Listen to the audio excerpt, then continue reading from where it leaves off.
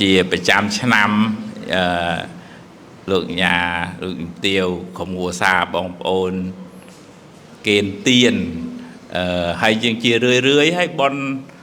មាបនវិសាតែងតែប្រគេនផ្កាឬក៏ភេសជ្ជៈហើយនឹងប្រចាំខែប្រគេនចែកធម្មទានហើយម្លែកទុកផ្សាយធរខ្លះទៅចូលរួមកសាងវត្តមកចំណែកចឹងចូលរួមបំពេញបុណ្យទ្រង់ពុទ្ធសាសនាហើយក៏យើងបានសំបុណ្យរឿយនៅក្នុងធម៌ហ្នឹងឲ្យយើងរៀនសំបុណ្យហ្នឹងឲ្យញឹកសុខចិត្តធ្វើតិចប៉ុន្តែធ្វើញឹកវិញ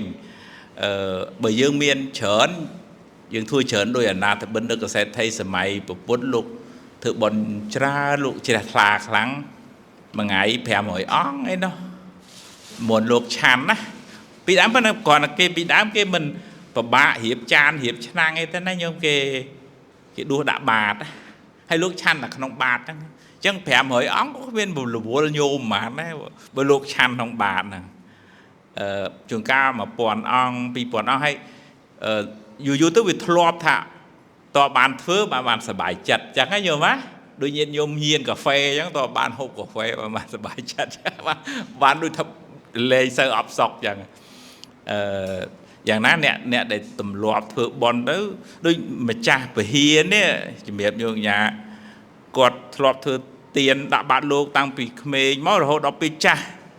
មួយថ្ងៃគាត់ដាក់បាត20 30 40អង្គហើយរាល់ថ្ងៃយូរទៅវាធ្លាប់អញ្ចឹងព្រលឹមឡើងការងារគាត់អត់អបសក់ទេព្រោះគាត់ត្រូវរៀបអីវ៉ាន់ដាក់បាតលោកអញ្ចឹងមួយអាទិត្យចង់ចូល100 200អង្គរបស់គាត់ដែរទៅណាហ្នឹងហើយអញ្ចឹងពុទ្ធលោកឲ្យយើងរៀនសំធ្វើល្អហើយធ្វើល្អឲ្យញឹកដើម្បីឲ្យចិត្តរបស់យើងនេះឃ្លាតពីរឿងមួម៉ៅសៅម៉ង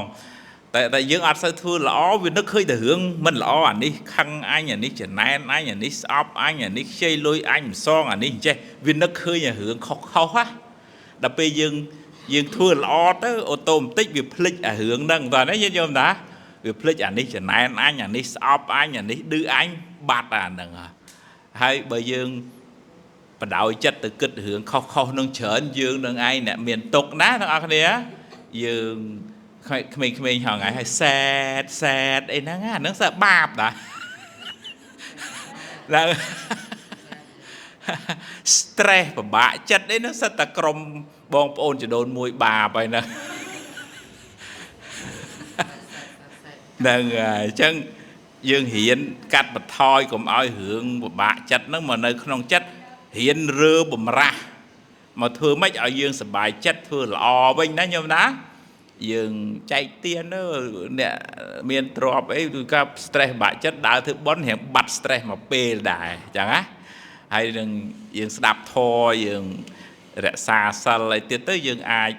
រំសាយចិត្តយើងរៀនផ្ចង់អារម្មណ៍យើងនិយាយសាមញ្ញផ្ចង់ដល់យើងផ្ចង់អារម្មណ៍ទៅវាភ្លេចរឿងអីផ្សេងអញ្ចឹងណាញោមណាដល់ផ្ចំរឿងបុណ្យទៅយើងសប្បាយចិត្តនឹងបុណ្យយើងភ្លេចរឿងអកុសលអញ្ចឹងជូនពរផ្ដាំជូនពរអ្នកញ៉ាលោកទាវលោកញ៉ានិងអ្នកម្ដាយបងប្អូនអញ្ជើញមកពីឆ្ងាយណាសូមបុណ្យកុសលត្រង់ឲ្យកូនចៅញាតិញោមទាំងអស់បានសេចក្តីសុខរួចផុតពីទុក្ខសូមអនុមោទនា